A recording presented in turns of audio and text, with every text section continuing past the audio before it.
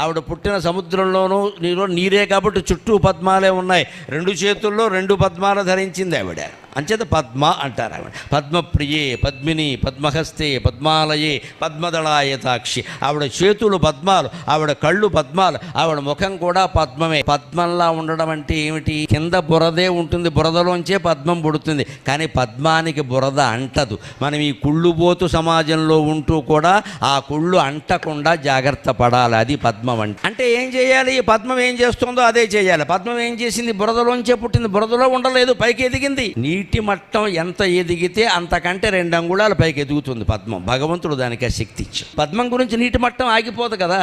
చెరువులో నీరు పెరుగుతూనే ఉంటే ఒక్కోసారి తరుగుతూ ఉంటుంది. చెరువులో నీరు పెరిగింది అంటే పద్మం అప్రయత్నంగా ఇంకో 2 అంగుళాలు పైకి ఎదుగుతుంది. అంటే నీ జీవితంలో దుఃఖభారం సుఖభారం కూడా 2 పెరిగినప్పుడు నువ్వు అంతకంటే ఎత్తుగా ఎదుగు, అప్పుడు సుఖంగా ఉంటావు.